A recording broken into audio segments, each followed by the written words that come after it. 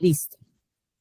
Bueno, buenas noches. Mi nombre es Sandra Marcela Rueda, soy trabajadora social y estudiante de la especialización en gestión de procesos psicosociales. Enita, para que por favor te presentes. Muy buenas noches, mi nombre es Ana Margarita Gámez Contreras, trabajadora social y estudiante de la especialización en gestión de procesos psicosociales. Gracias, Enita. Buenas noches. Qué pena, Denis. Buenas noches. Regálanos tu nombre, Buenas por noches. favor. Buenas noches, doctoras. Mi nombre es Denis Rivera Márquez. Gracias, Denis. Este es un trabajo, como previamente le habíamos informado a Denis, para la materia víctimas, marco legal y políticas públicas.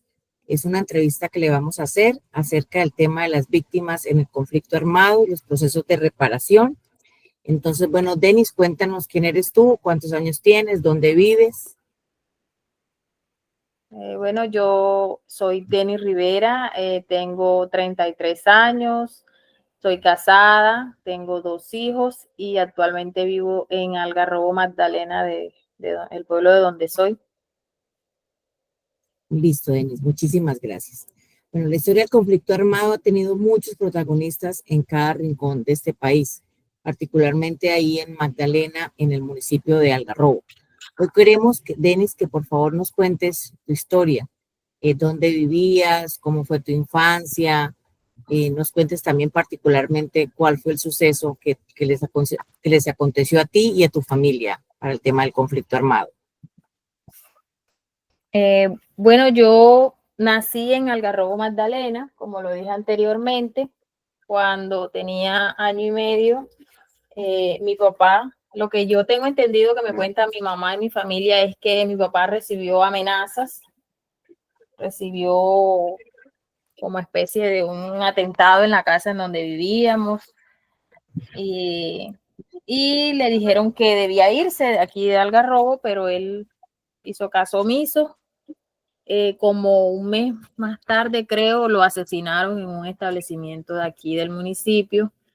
Y a mi mamá, a mi hermana y a mí nos tocó irnos a un pueblo cercano que se llama Ciénaga Magdalena. Allá estuve Gracias. hasta los 5 años. Ok.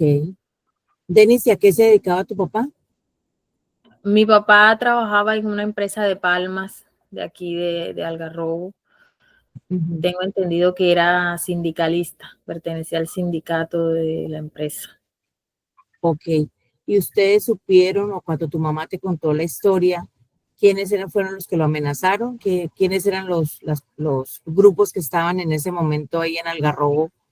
¿Quiénes eran? ¿Guerrilla o paramilitares? Creo que guerrilla en ese entonces, eso fue en el 92, todavía los Uh-huh. paramilitares no estaban por aquí. Ok. Ellos llegaron después, entiendo. ¿Sí, Anita? Sí. Sí, señora, ellos llegaron después. Ok, entonces fue guerrilla. No, pues mamá nunca no te contó qué grupo ni nada, sino... No, yo no tengo certeza de, digamos, de qué grupo fue quien cometió el homicidio, pero sí, en ese Ok, tiempo no habían paramilitares, sino guerrillas acá. ok, ¿y cuántos años tenía tu mamá? ¿Cuántos años tenía tu papá? Mi papá tenía 33. Mi Pues joven, mamá creo que tendría por ahí como 21 años más o menos. muy joven. ¿Y tú y tu hermana estaban también chiquitas? Dices que tú tenías como año y Chiquita, medio. sí. ¿Cuántos años Yo tenía tenía tu año y hermana? medio y mi hermana tenía 3. Ok. Entonces, ¿tú crees que, pues, o sea, todo está ligado a que el asesinato de tu papá fue porque era sindicalista de la empresa donde se encontraba, ¿sí? Sí, porque él no tenía, digamos que problemas de otra Y él, índole, de lo que yo entiendo, que él ok. no tuvo ningún otro problema. ¿Y ustedes tenían más familia ahí en Algarrobo, Denis? Sí, claro, o sea, tengo más hermanos mayores Ok. y mis abuelos maternos también estaban acá, tíos, primos, Por parte de prácticamente papá y toda la mamá. familia. Sí, de papá y mamá teníamos Ok. familia. Entonces, debido a eso, tu mamá, pues, se las llevó chiquitas para Ciénaga. Para Ciénaga, sí. Y luego tu mamá, ¿qué se dedicó? ¿Tu mamá también trabajaba o ella era madre? Mi O mamá, se- mi mamá en el momento en que asesinaron a mi papá era, ay, ¿cómo le llama? Tenía un bienestar familiar en la casa.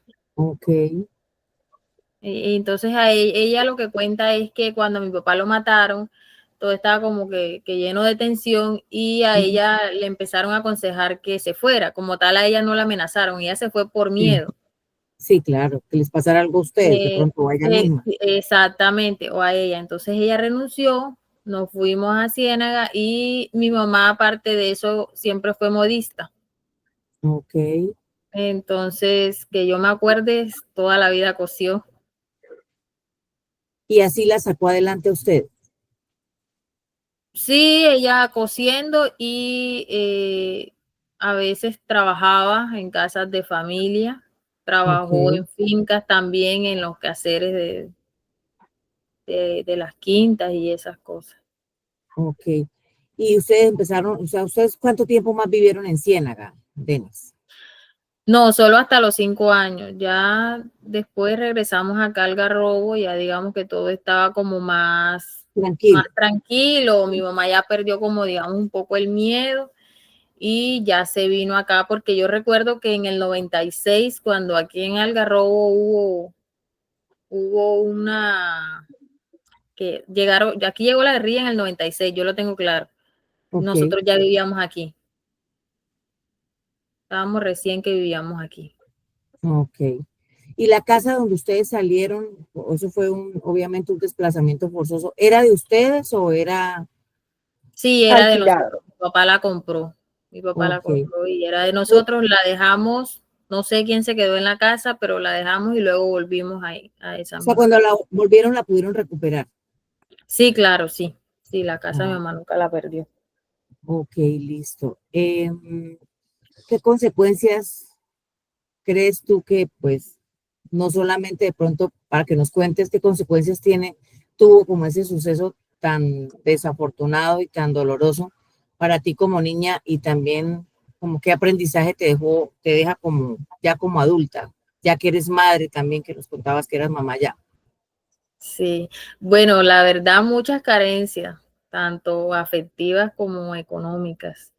Ujú, No solo nosotros, mis hermanos mayores también. Siempre nos tocó vivir como digamos, como que momentos difíciles. Yo me acuerdo que muchas veces uno veía niños con cosas que uno no podía tener. Y entonces mm, uno se pregunta o se dice, si yo tuviera a mi papá, quizás las tuviera, mm, ese tipo de sí, cosas. Y también en cuanto a lo emocional, porque yo nunca tuve papá, o sea, yo no conocí papá. claro, estabas Y muy uno chiquita. ve, sí, sí, claro.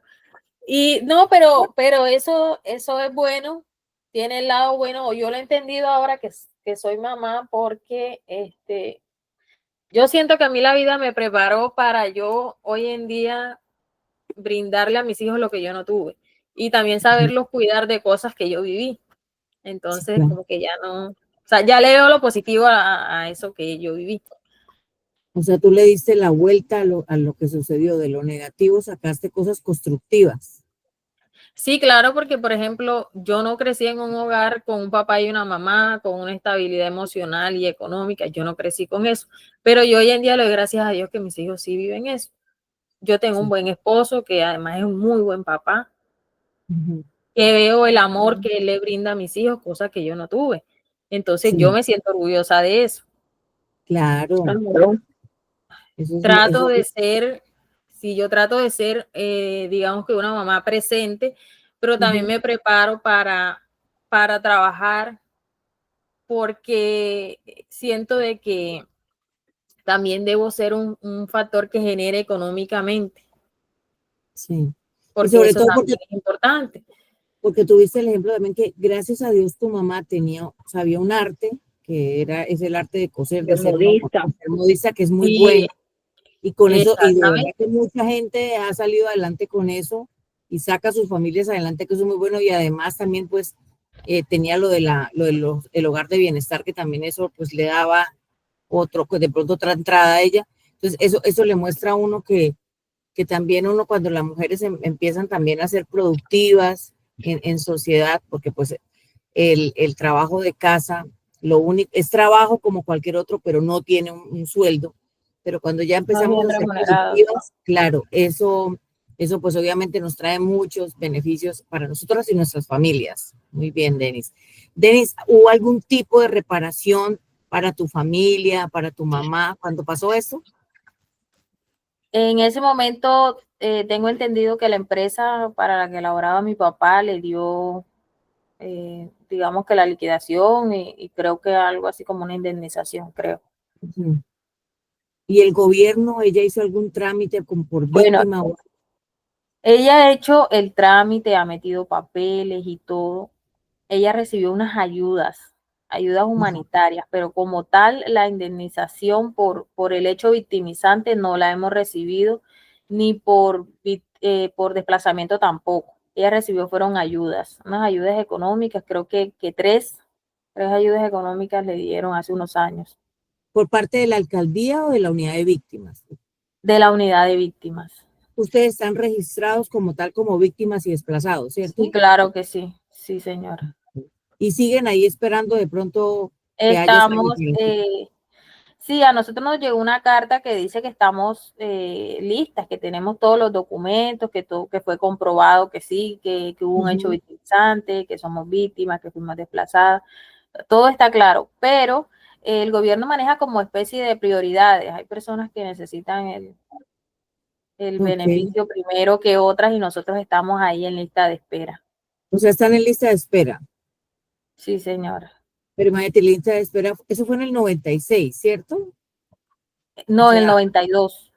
en el 92, o sea, el 2024, Bastante. claro, son 22 años, ¿no? No son más. Aproximadamente, 92, Más porque yo tengo 32, 33, 32. sí, Exacto, 32. 32 años, sí señora, o sea, muchísimo tiempo y que todavía pues las tengan en lista de espera, complejo de verdad. O sea, esas Sí, fueron sí. las únicas ayudas, recibieron 3 ayudas puntuales como ayuda humanitaria, están registradas en la unidad de víctimas y desplazados. Y pues, ¿cuándo recibieron la carta, Denis, te acuerdas? El año pasado, como para Imagínate, noviembre fue la carta. 2023. ¿Y esa reparación cobija a tu mamá y a ustedes dos como hermanas o también a los otros hermanos? Y a los otros hermanos también. La carta de hecho decía que mi mamá tenía derecho al 50% de, digamos que del dinero y que el otro 50% se repartía entre los hijos. Entre los hijos. Que somos 6. Ajá. Bueno, Denis, pues, o sea, esa es otra de las cosas que muy valiosas para esta entrevista, porque a veces la gente cree que porque ya de pronto están en la base de datos de la unidad de víctimas o como desplazados, es que ya están recibiendo todas las ayudas o están ya de pronto sobre todo con el soporte, ellos en sus programas dan soportes también psicológico para el tema de lo que tú hablabas ahorita, para el tema emocional. ¿Alguna vez les brindaron esos espacios Jamás. No, nunca? nunca, O nunca. sea, solamente la carta, ustedes hicieron el trámite y les llegó la carta, las ayudas y ya, nada más. Y Nunca ya, las jamás. visitaron, nada. No, no, no, nunca. Esas son de pronto las cosas que, pues, como las oportunidades de mejora que tienen estos programas. También el entendido que en un país como Colombia, según datos de la unidad de víctimas a 2019, a 2019, o sea, hace 5 años, habían más de casi ya 9 millones de personas en situación así como la de usted, la de tu familia. Sin embargo, pues Sí, obviamente Marce, señora.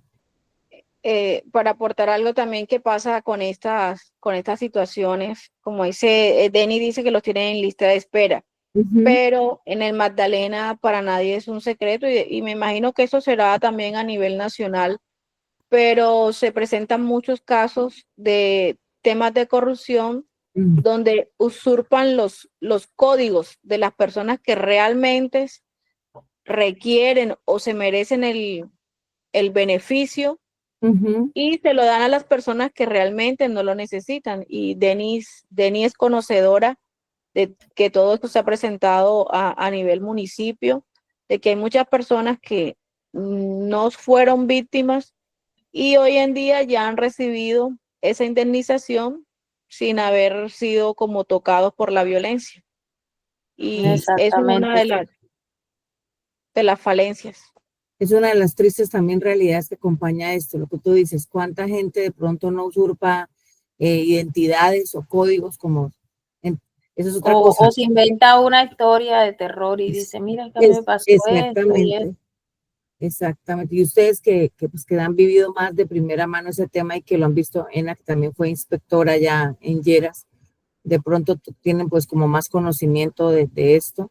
Entonces también muy difícil y más preocupante aún esa situación. Y lo que dicen no es que ni siquiera uno podría llamarlo como beneficio, sino simplemente es la reparación integral que La merece reparación, sí, las señora. familias por causa de este conflicto. Denis, muchísimas gracias. Yo quisiera ya pues preguntarte finalmente, ¿qué mensaje les darías tú si pudieras tener enfrente de pronto a los victimarios? ¿Qué mensaje les darías tú? Bueno, ya hoy en día yo creo que hay muchas cosas superadas. Yo creo que Dios es quien tiene el perdón en sus manos. Pero sí, sería como decirles que antes de cometer delitos, que de pronto para ellos significa algo económico, yo mato a alguien y a mí me pagan, de pronto pensaran en niños que quedan sin papá o familias que se destruyen, cosas así, porque, o sea, no es solamente quitarle la vida a una persona, es marcar a una familia por completo. Mis hermanos y yo vivimos verdaderas carencias y es algo muy duro, realmente es muy duro. Yo creo que, que hoy en día hay mucha gente que quizás lo supera o lo ve normal. Yo no, yo creo que no es algo normal, creo que ha sido verdaderamente devastador porque yo muchas veces he pensado que la vida de mis hermanos y la mía fuera otra. Pero bueno, el perdón está en manos de Dios y no soy yo quien para decir si perdono o no perdono, simplemente como tener un poco más de conciencia. Claro, Denis, y sobre todo ese mensaje tan bonito que cuando a lo largo de la entrevista nos fuiste dando, que a ti eso te sirvió para hacer una construcción de familia diferente, familia unida, amorosa, como eres tú con tus hijos, como es tu esposo, como es tu entorno. Entonces yo lo que te decía, eres de admirar de verdad porque no todas las personas pueden salir adelante. Obviamente son heridas que quedan para toda la vida en el corazón y precisamente para eso son los procesos de reparación, que no solamente tiene que ver con que te devuelvan una casa o una tierra o te den un subsidio, sino principalmente que haya un acompañamiento psicosocial donde les brinden a ustedes las herramientas para poder como salir adelante. Mira, tú saliste sola adelante física y emocionalmente con tu hermana y con tu mamá. Y como te digo, tú le diste la vuelta a la tragedia, volviéndola un ejemplo de vida, una vida, como te digo, nuevamente lo digo, admirable. Eres una persona, porque también tengo la oportunidad pues de conocer de ti, de tus hijos, una persona de admirar y eso es lo que debe prevalecer siempre. Y creo que ese es un mensaje muy bonito y lo que tú dices, el perdón se lo deja uno a Dios también y sobre todo que ojalá muchas de las víctimas como tú, como tu mamá, como tu hermana y el resto de tus hermanos, incluso tus hijos, porque los privaron de conocer al abuelo. Entonces, eso es, o sea, son lo que tú dices, daños de generación tras generación tras generación, pero lo importante es no sembrar de pronto esas, a veces, ¿qué es lo que pasa? Generar esos espacios como de odios, sino por el contrario, hacer cosas constructivas por un país donde tenemos épocas muy complicadas, pero siempre desafortunadamente estamos viviendo un conflicto armado desde cualquier situación, sea guerrilla, sea paramilitarismo, sea delincuencia común, como lo estamos viendo ahora. O sea, es un círculo vicioso y lo que tú dices, no hay que normalizar este tipo de situaciones, no hay que normalizar la violencia en este tipo de actos tan aberrantes en el país. No hay que normalizarlo, hay que denunciarlo, hay que decirlo. En este país, como en cualquier otro lado, debemos procurar porque el tema de los derechos humanos realmente prevalezcan, que haya sobre todo libertad de expresión, porque tu papá fue un líder, un sindicalista, y él simplemente estaba haciendo uso normal de su libre expresión. O sea, nadie tenía por qué coartarle su vida, ni su pensamiento, ni su forma de ser, simplemente porque no les parecía.